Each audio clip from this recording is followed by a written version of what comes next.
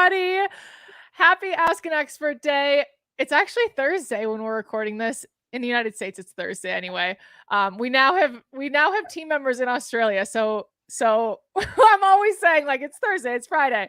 So for us, it's Thursday, and we are so excited about mostly tonight's guest, also tonight's topic, because it's been a long time coming. I don't even know if she knows this, but a highly requested guest and topic is coming at you today.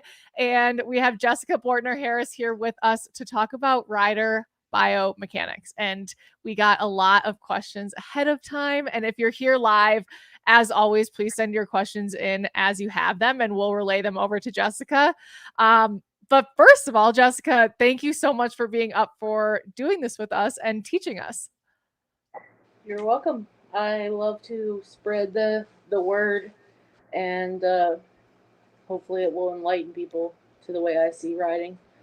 Totally. And we have heard from so many people who have attended your clinics about rider biomechanics. Like, it feels like every time a Ride IQ member is exposed to your teaching, we get a message like you need to have Jessica on. So let's start and kind of talk first about how you got into rider biomechanics. Like, what was your introduction to rider biomechanics? And maybe you can sprinkle in there what rider biomechanics is. Okay. Well, I went to college for horses, which was probably not the most financially sound idea in the world. But I learned a lot about teaching, the theory behind teaching, the science behind teaching, that most instructors, especially, well, in our country, we don't get it because we don't have a system like they do in Europe. All the European countries have their own system of riding and teaching, so they have to go through classes in order to be licensed, and then from there, then they can be teachers. So I was blessed in college to have a professor that is British Horse Society. So the funny thing about it is that when she taught us how to teach people how to ride, she didn't say, this is rider biomechanics. She said, this is how you teach people how to ride. So when I got out of college and I started teaching people, and they're like, oh, you're really good at rider biomechanics. I'm like, really? I don't know what you're talking about. I just teach how I was taught to teach. Interesting. So, I think what the biggest soapbox that I love to stand on is that riding at the end of the day is science. It's biomechanics of the horse and rider, which is how the body works, and then how the horse's body works, how the rider's body works, and then how they work together. And it's physics, because at the end of the day, we are an object trying to ride another object that is moving. So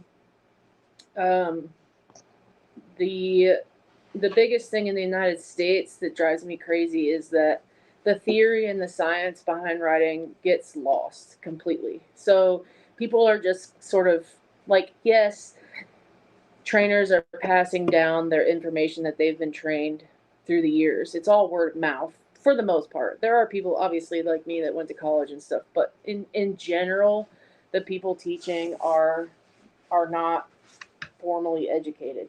So in a lot of ways, the stuff that people teach has just been people's way of trying to figure out how to get what they want. It's not necessarily the correct way or the scientific way. It's the way that people learn it. And then that's why, in general, most of the top riders are not good teachers, because they're very good at coaching you as to what it's supposed to look like, but because they're so good with their feel, they don't really know how to put it into words.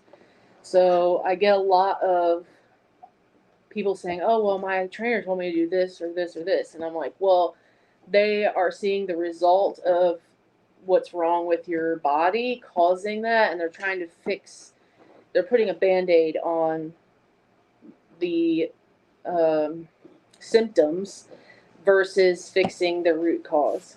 So In Europe, I always my famous thing is like, you're not going to go to Germany and everybody's going to be like, oh my God, there's this amazing biomechanics person we're going to ride with this weekend, because they just call it riding. So that's why you hear the stories of the German kids. Like, they spend years on the lunch line before they're ever allowed to be off.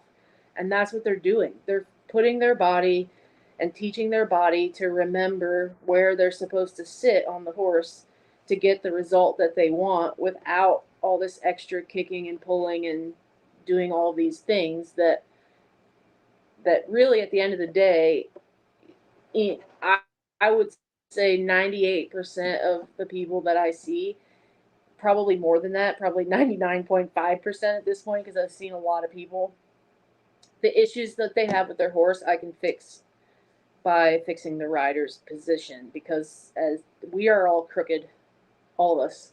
I've taught people of all levels, and everyone is crooked. There's different degrees of crookedness, but we're all crooked. So the problem is that we don't learn how to address that when we're starting to ride. So then I come in and basically redo everything that you've been doing. So, like, posting the trot that you've been doing for 20 years without thinking about it, suddenly now you have to think about it because I'm changing your body.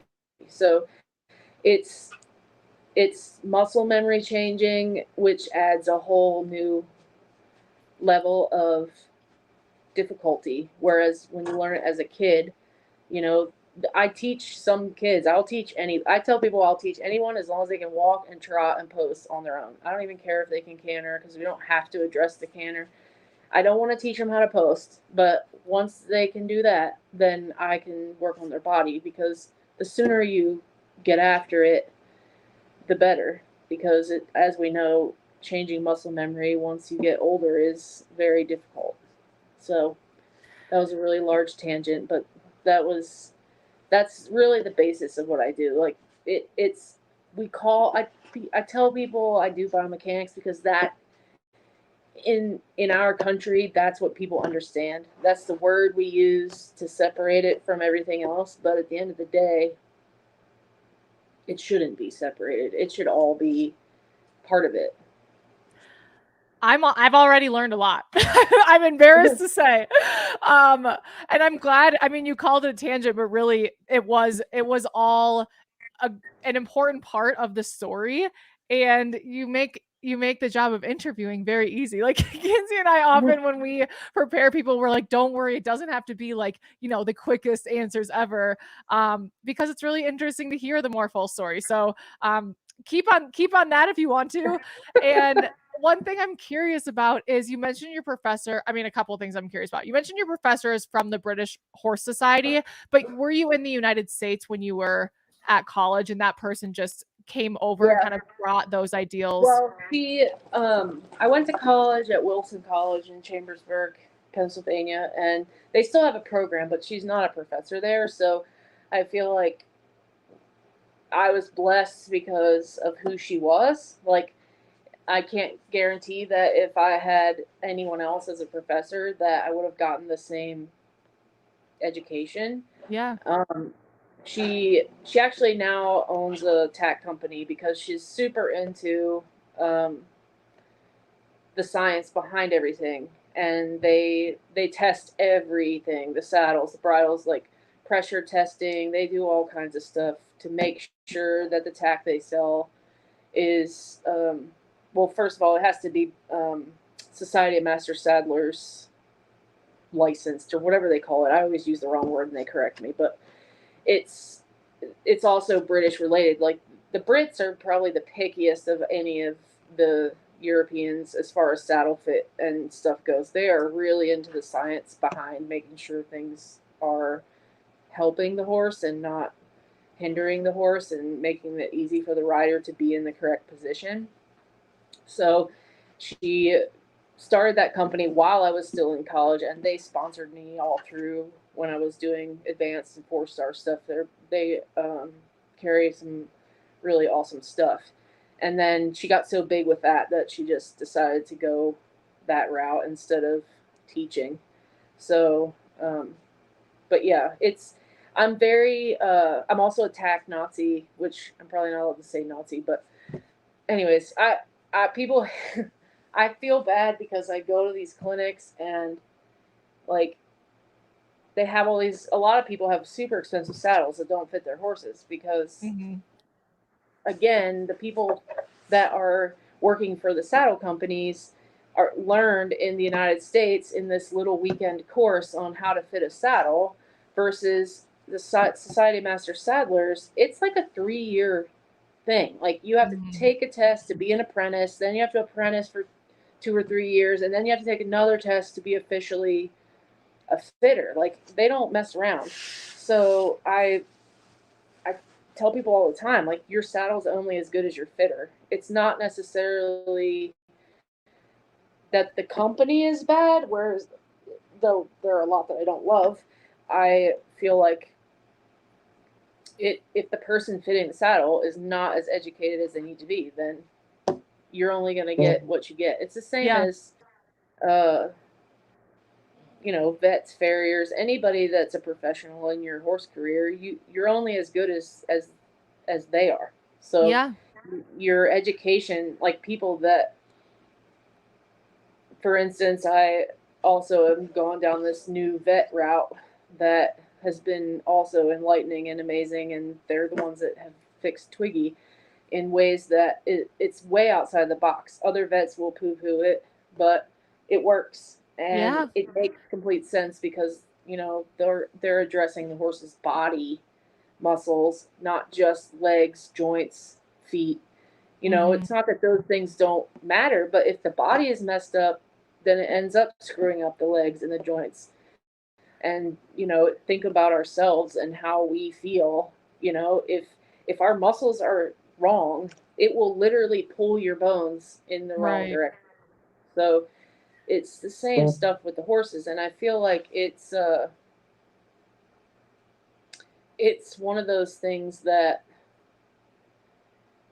you have to give yourself some grace as a rider and an owner if you've never learned. Like I tell people stuff and they get all upset, like, "Oh, I've been hurting my horse," and I'm like, "Yeah, but you can't blame yourself when you weren't educated. Now, once you're educated, if you ignore it, then it's on you. But as long as we're all evolving, right. Yes, we will, no matter what, we'll look back on our version of ourselves today if we're doing things right and realize that we're doing a lot of things not right. Like as long as we're always seeking to learn and get better. But I understand why people would be, bummed out they weren't doing right thing to learn that. But it's tough, I think, in general what I do, because I'm literally coming in and stripping people down and starting all over again in a way. Like it's not that you have to go back to just walking, posting on a lunge line. I think it's more about just being more aware, knowing where your issues are, and then addressing them. And it's not just on the horse. Like on the average, people I teach are adult amateurs, and they have one horse that they ride maybe an hour a day, maybe on a good week, 5 days a week, which most of them say they don't even get to do that. Excuse me. So the issues they have, you're not going to fix them in 5 hours a week on the horse. Like you've got to do the other stuff, which is why the professionals work out and they have physios and all of the things. So Jessica, sorry, I don't mean to interrupt you. Your mic is so loud. Oh gosh, sorry. You just hit on a point that I want to ask a question on, and then I'll let you. I'm sorry to interrupt. I just really want to make sure I don't forget while you hit on it. You just mentioned like you can't do it all in 5 hours a week in the saddle. You can't fix it all in 5 hours a week in the saddle. What is your recommendation for adult amateurs, people who also have jobs and lives they have to get to? What do you recommend they do out of the saddle in order to make that in the saddle work more productive? Or like what kind of things can they be doing from a biomechanic perspective out of the saddle that is accessible? I think, well, the hard part is first, you have to know where the issue is in your pelvis, and it's okay. It's okay. In your pelvis, and then once I can tell people what they need to fix, then it's pretty easy, even without actually working out. Like, I tell people, like, obviously, you know, we don't all have a lot of time, but the biggest thing is being aware of it. Because once I tell you what you do in the saddle, you're going to find that you do it all the time. You just don't recognize it when you're sitting in your chair or you're walking or whatever. Your twist tends to be related to what you do the most. So your job, or as kids sitting in school, like how you carry yourself all the time, you do that on the horse, except it's exaggerated because now your pelvis is trying to sit around an object. So if you're tight or you're weak or whatever the main issue is, as soon as you try to open your hips to sit around an object, it then exacerbates what's going on in your pelvis or your lower back that makes you crooked. So then it's more obvious on the horse, but it's there all the time. Or I should say it's more obvious to me when you're on the horse. But yeah, it's if I watch, I won't call out anyone's names, but I have a very good friend that I teach a lot. And the first time I went there, we literally just met, but she was wicked crooked to the right. And then it's her farm. So I was watching her walk through the indoor. I'm like, dude, you walk like that. Like, your right on the foot ground. is always crooked and your hip is always dropped. And she was like, oh. So it's there all the time. You just don't realize it. Like, when you're standing in line at the store, which I guess most of us don't have to do anymore, but if you actually go to stores and don't just order online, you stand in line at the store, do you always rest one foot and stand on the other one? Do you always lean on one direction or the other? Like, for me, for instance, because I drive all the time, my twist is related to that. So when I drive, I constantly am fixing my, and as soon as I stop paying attention to it, I'll probably have gone right where it was. But then I'm just conscious of it all the time because I've been working on it for so long, and I'm still twisted when I ride, but I've been doing it so long and working on it so long that I become aware of it because I can feel it in my horse, and I'm like, oh crap, I got to do this or that. But if you don't know what to do, which is, a lot of people in their defense will say, like, I know something is wrong. I know, but I have no idea what it is, and everybody tells me I'm crazy, and my trainer says, no, it's this and this. It's always the horse in this country. Like, I feel like we're all really focused on training the horse instead of, like, okay, well, you're sitting on the horse, and physics says that an object on a moving object affects the moving object. So why are we always blaming the horse? So, like, my other soapbox is that it drives me crazy when people come to clinics and they'll be like, I'm so excited to ride with you because I ride with X, Y, and Z, and they only work on the horse. And I'm like, guys, does that not sound wrong to you? Like, the horse is affected by you. They're carrying you. There is no way to only work on the horse unless you are that trainer on the horse and you have good feel and you're actually changing yourself, but you don't realize that you're changing yourself.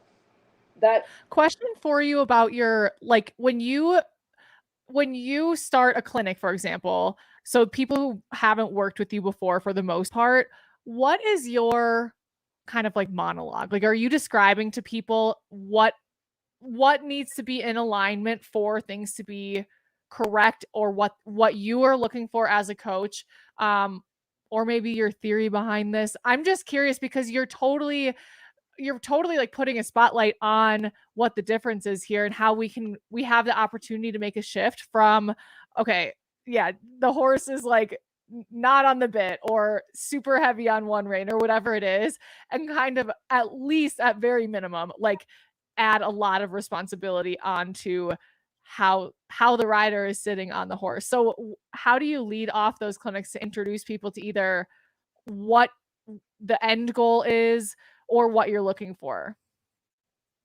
Well, usually what I do is when they come in, I watch them warm up a bit so that what I say is I'm going to watch you warm up for a little bit so I can see how crooked you are, and then I'm going to put giant torture devices on you, and it's going to be fun for me and not you. Because I've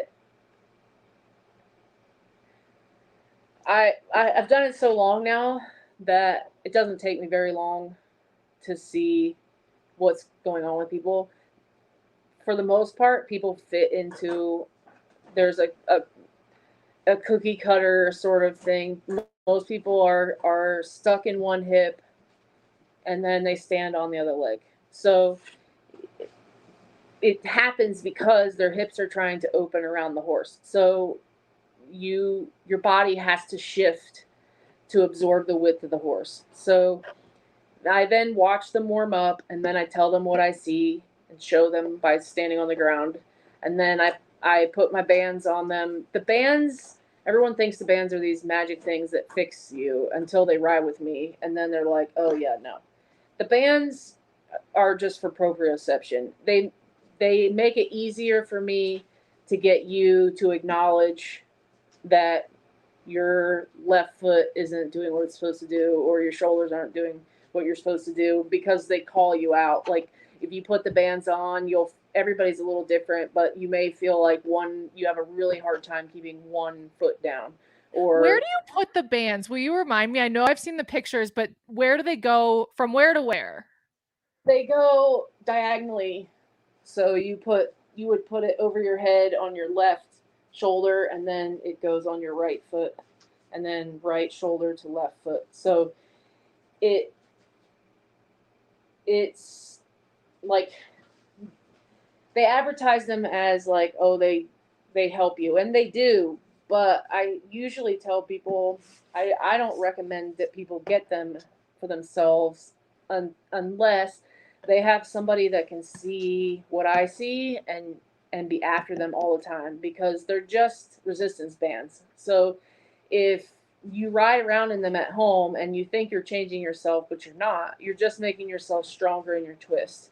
So you have to be able to acknowledge when you're wrong, because the problem is that when you're right, your brain is going to tell you that you're super wrong, because your brain thinks you're straight when you're crooked.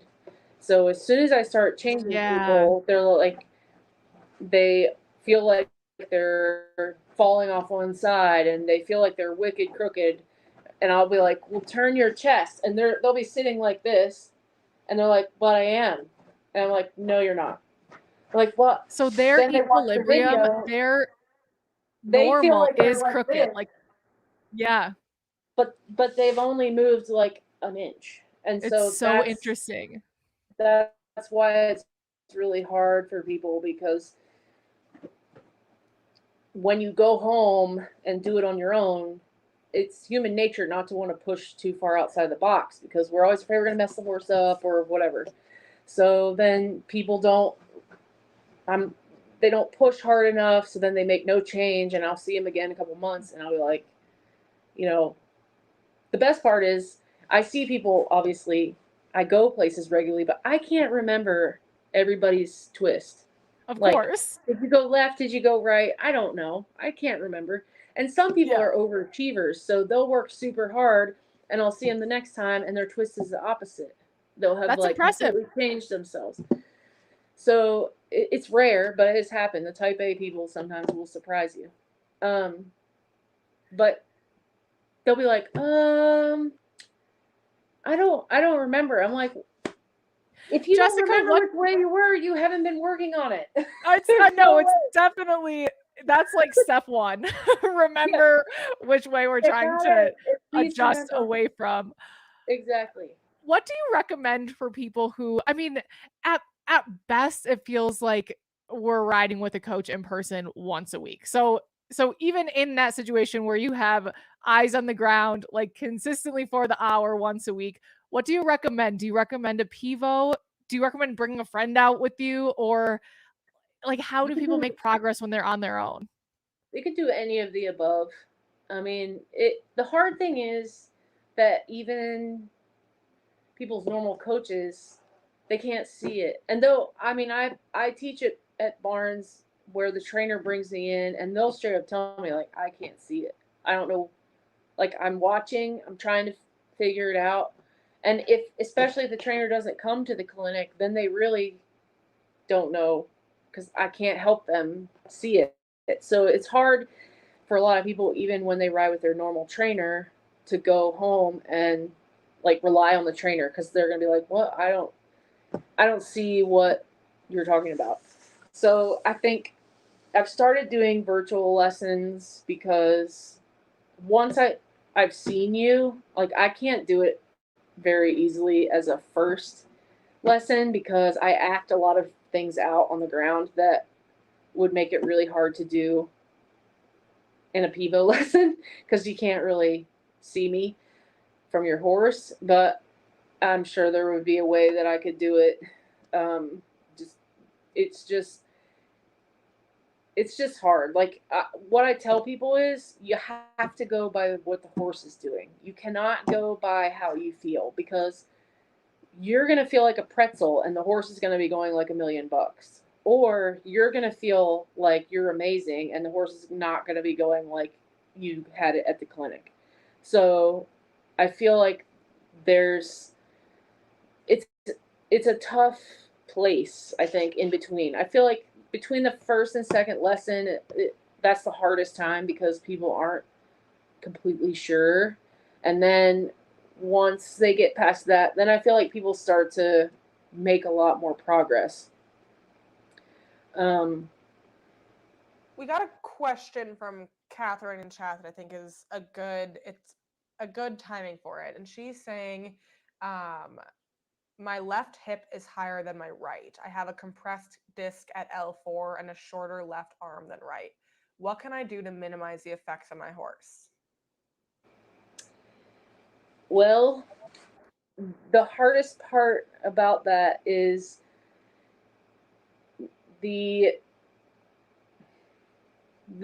at the end of the day it's your seat bones. So if you have a compressed disc or some medical issue, I usually can get people to ride around it. Basically, it's hard to explain just in words without acting it out. But if the she said left hip is higher. She Is that what you said? my left hip is higher than my right, and she has a compressed disc at L4 and a shorter left arm than right. So my guess is that her arm is probably not really shorter. That what's happening is her left side of her body is so what happens is when you have a higher hip, you tend to sit with it back and that pulls your whole upper body with it.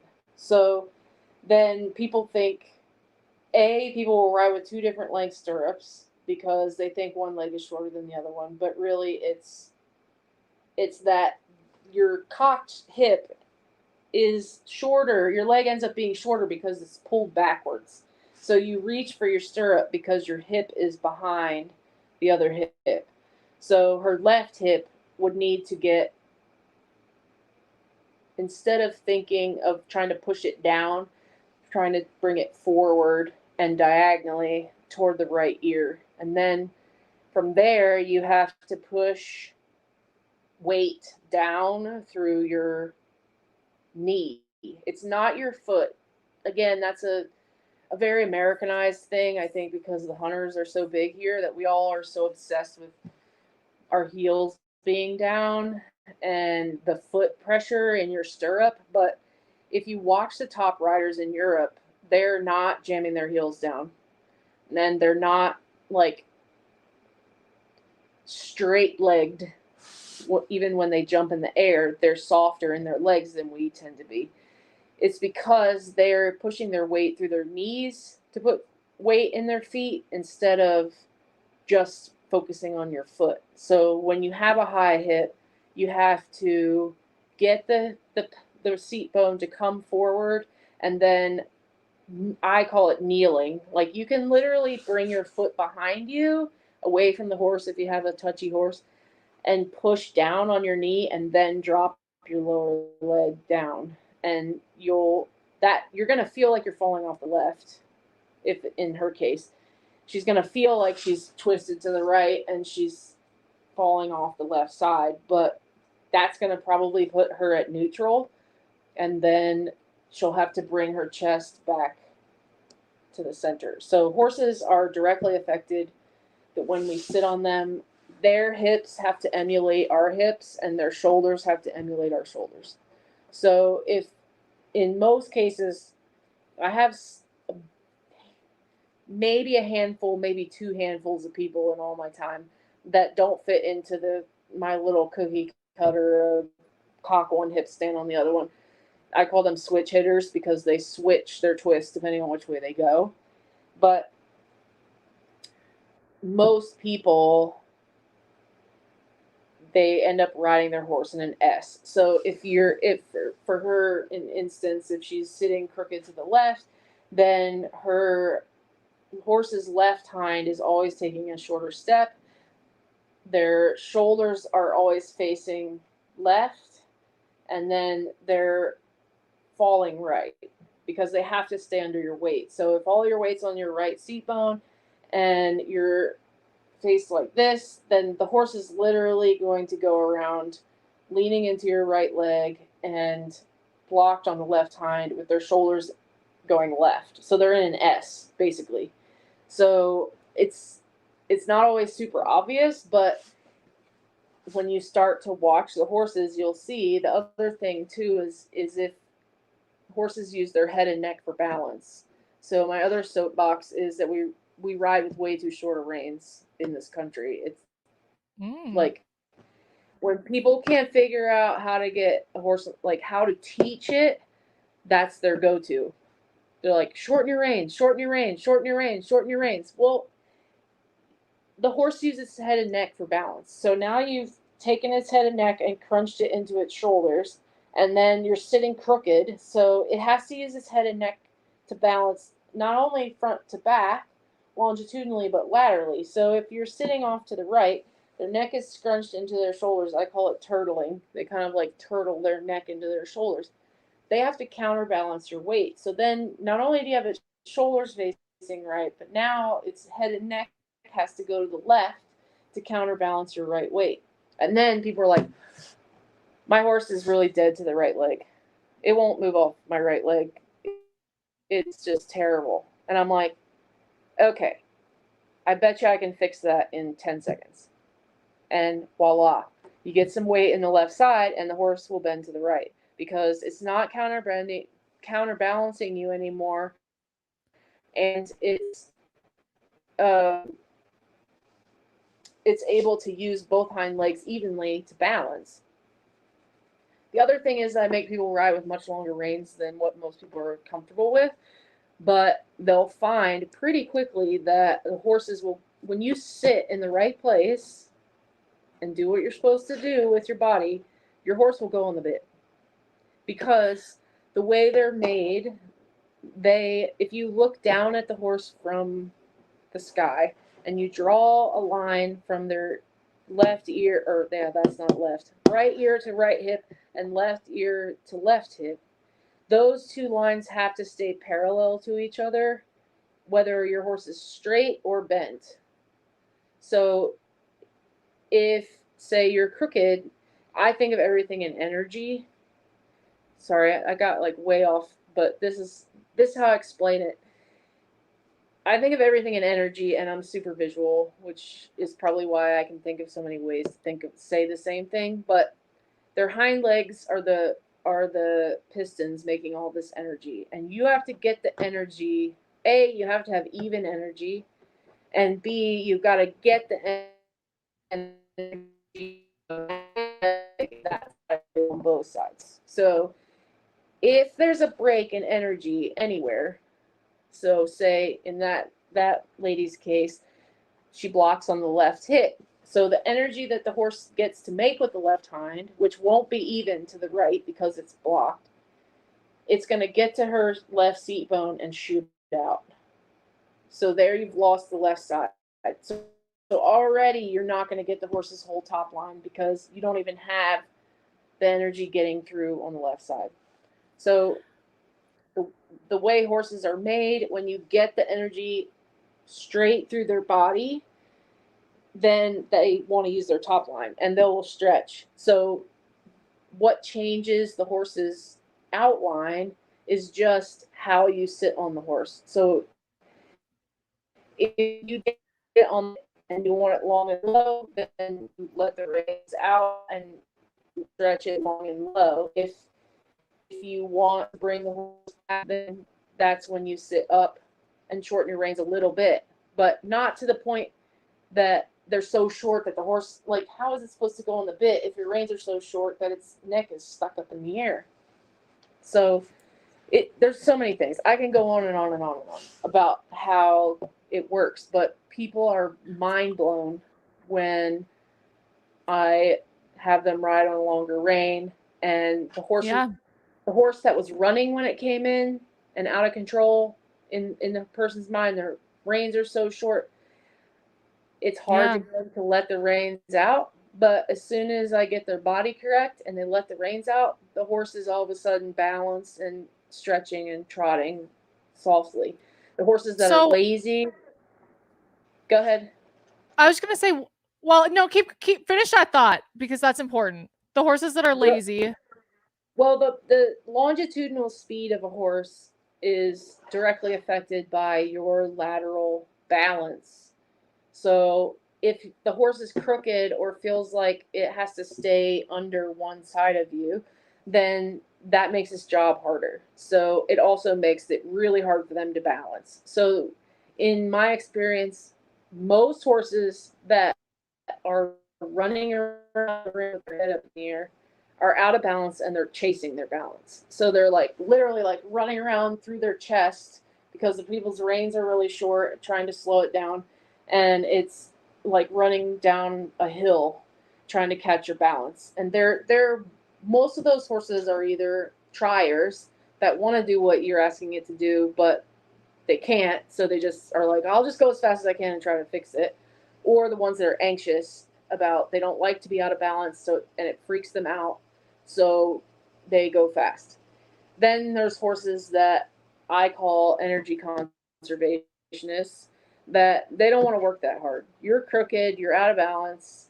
They really don't want to have to push and stay balanced. So they just stop. They don't go anywhere.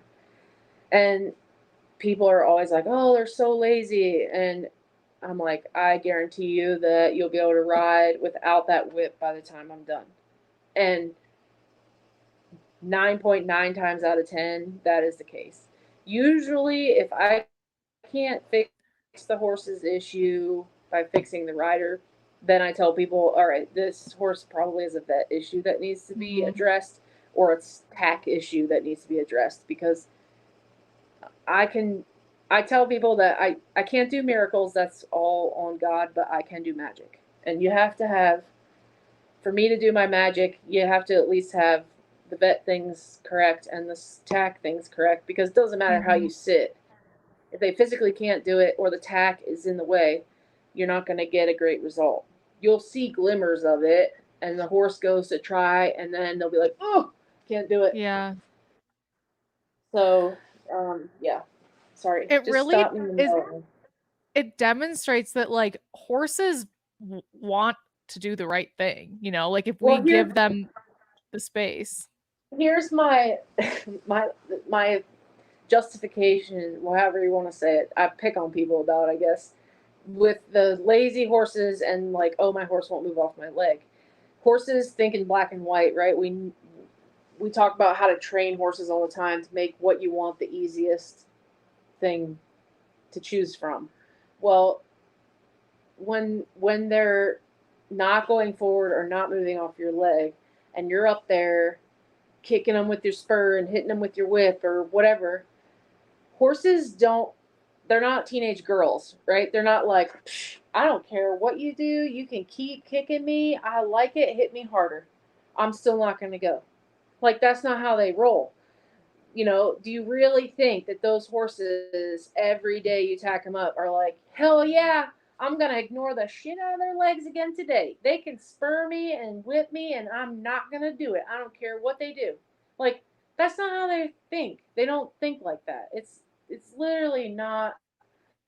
It's not like teenage girl, any attention is good attention, whether it's bad or not. Horses think in black and white. So it what's the definition of insanity? It's doing the same thing over and over and over again and expecting a different result. So if what you've been doing with the kicking and spurring and whipping hasn't been working, then maybe, just maybe, there's something else wrong.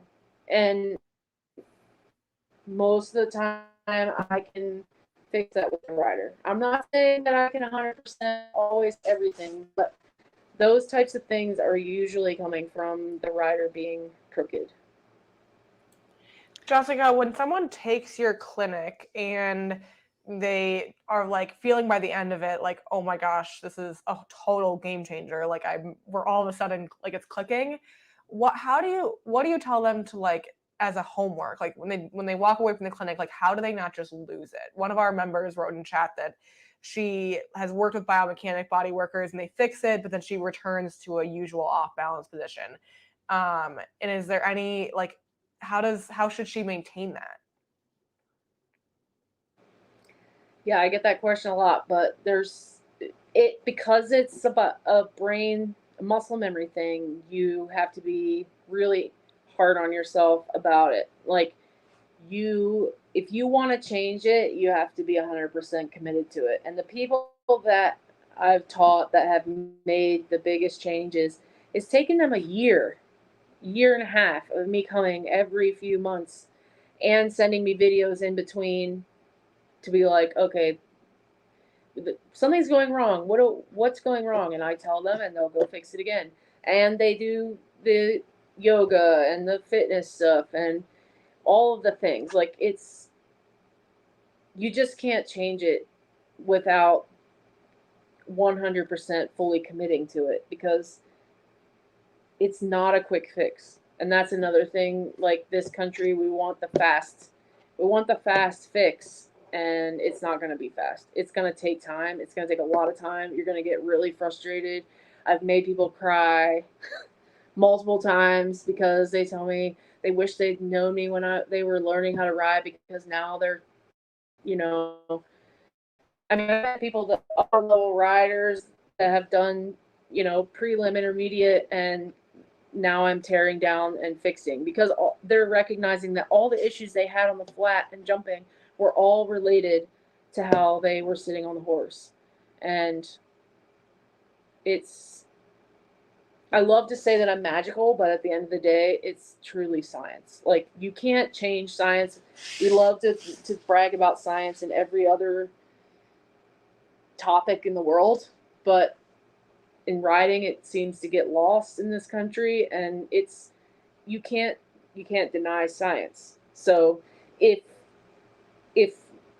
me fixing you is not working, then there's something else going wrong that is still science, because the tack is horse biomechanics, and that stuff is biology. So yeah. One thing I am really kind of happy to hear is how quickly people can, you see it, you instruct people how to adjust when they're in front of you, and the results start happening right away.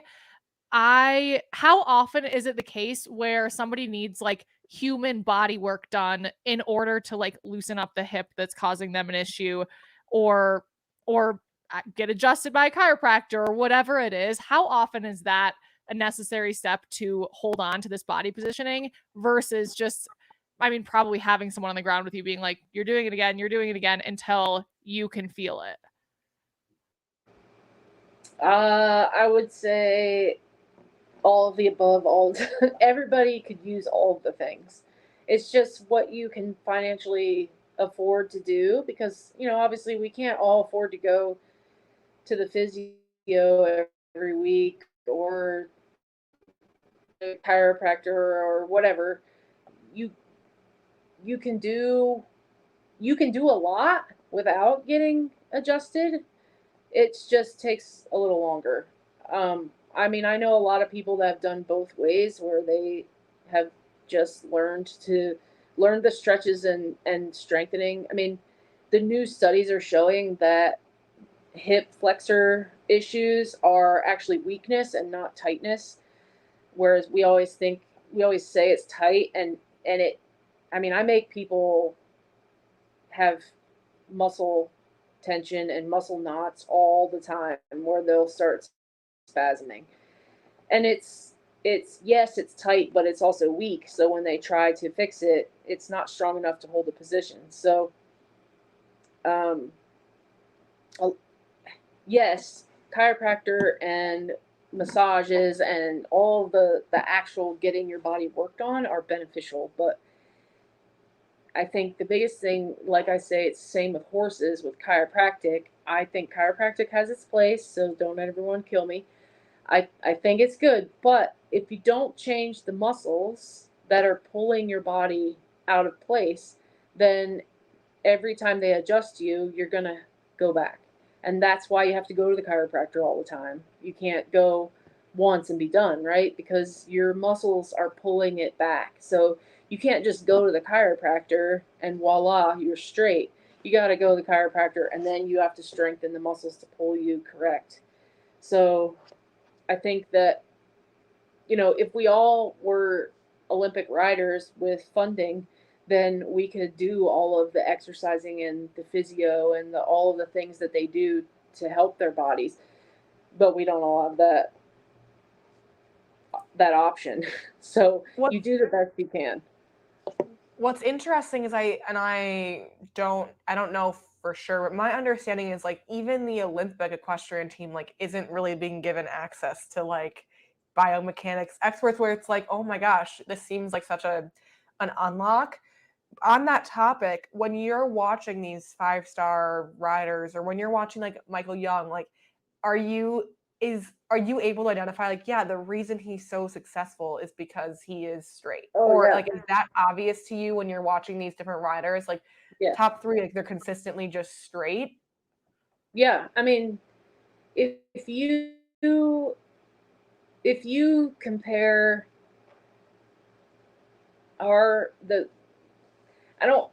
obviously our I can't ride like our team members, okay? I will straight up say that. I know that I'm not that riding ability, but I feel like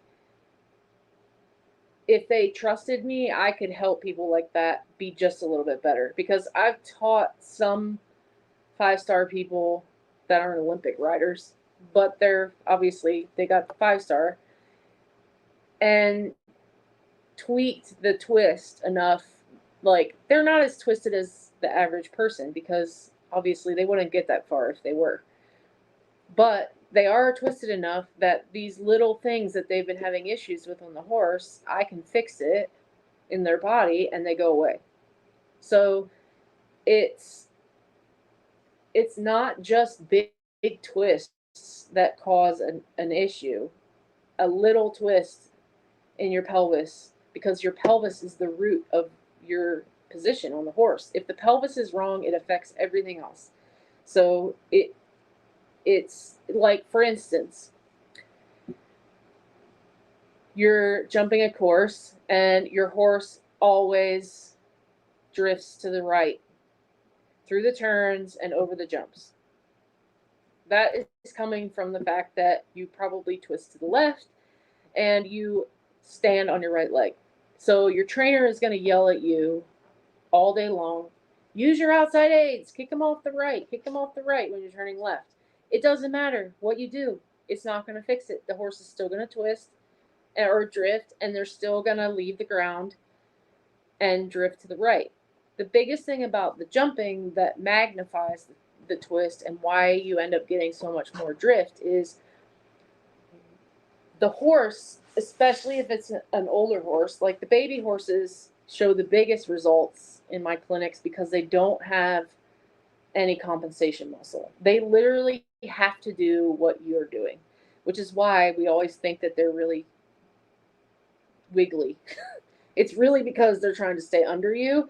It's not really that they're wiggly, because I've had a lot of people bring young horses and they could not believe how fast the horse would go on the bit. It's never gone on the bit. I've never even worked on that.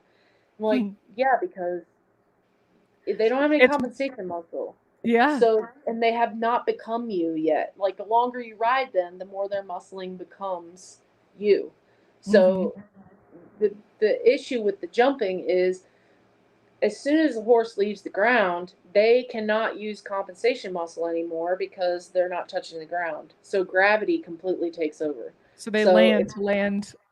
They That's land so interesting. under you. So the horses that drift, and a lot of times they'll have a big drift in the air that they don't necessarily have on the ground, is because gravity takes over. So as soon as they leave the ground, lean right, they land right. Is that correct? Correct.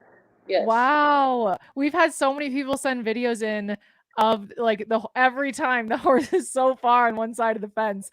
Yep.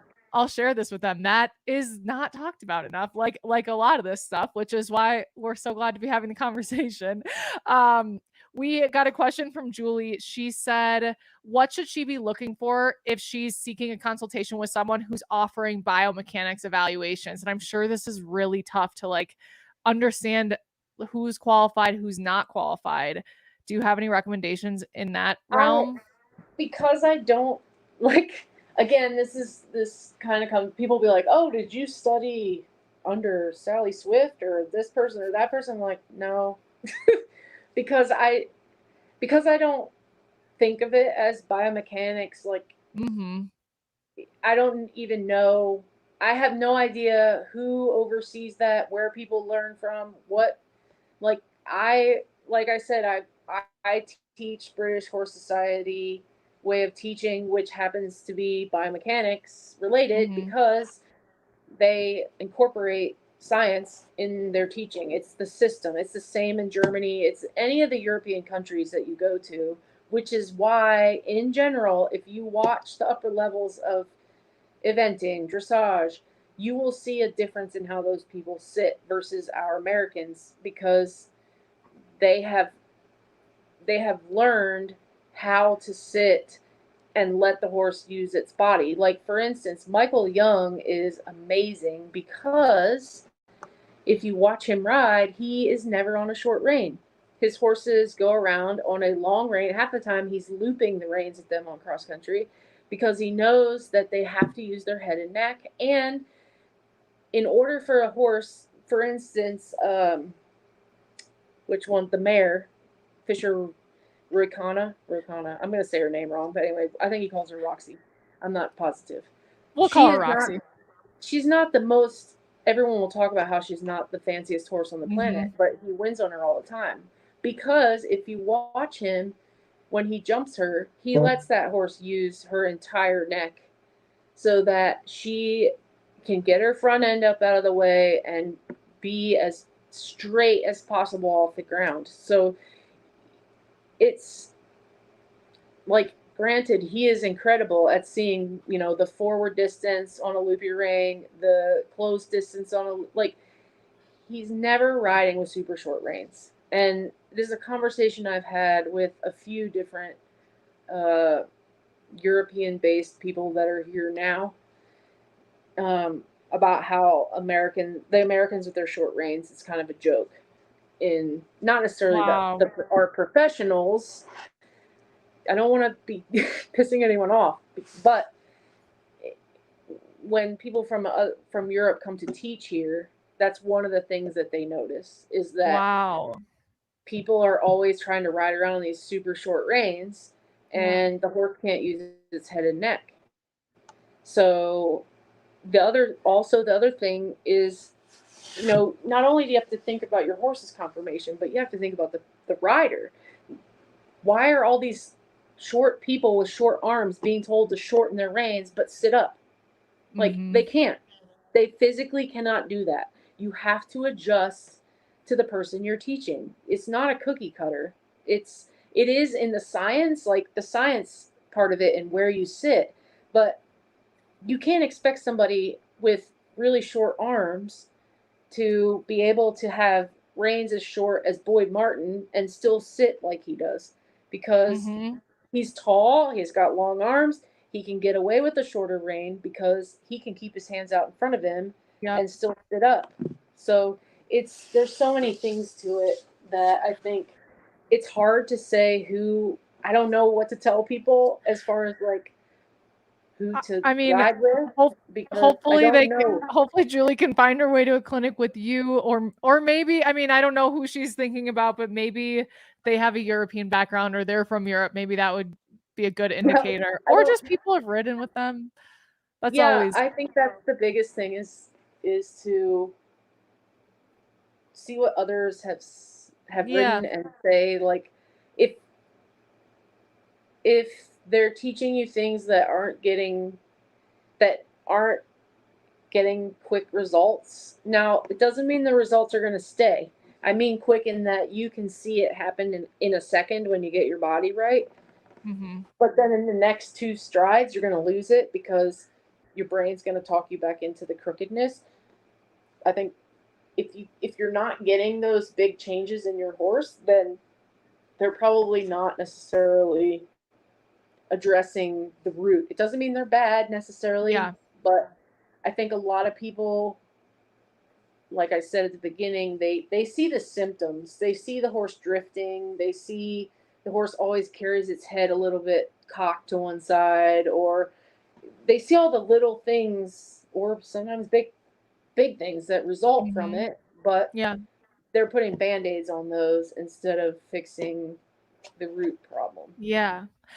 This is a topic. There have been a few. We're on episode like 95 right now, I think. And we've learned a ton, but there have been a few topics that I'm like, this is a real game changer for people. And this is one of those topics. And I think even being able to like take what you said without putting it into practice in one of your clinics, like from this, I think it can really help people shift how they think about, like, the horse landed, the horse drifted right, or whatever the symptom is. It'll give them pause, which is like, feels like step 1 for me. So my next thing I'm about to do is watch a bunch of Michael Young videos. So I don't know if anyone else is with me. I'm sure a lot of people will also be looking up your clinic schedule. So where can people find you online, and do you have a clinic schedule anywhere, or is it more like follow you and you'll kind of announce stuff? I'm bad about keeping my schedule on my business page is JBH Eventing and Sport Horses, but I don't have nearly as many followers. I have like 5,000 friends on my personal page, and so I tend to keep that more updated, which is probably not the best thing because I'm at my maximum of people, so I keep having to go in and get rid of people that I don't ever see or talk to, and so I can have new people, but I try to keep my clinic schedule on there. I'll do a post after this so people can see. I'm booking clinics right now for the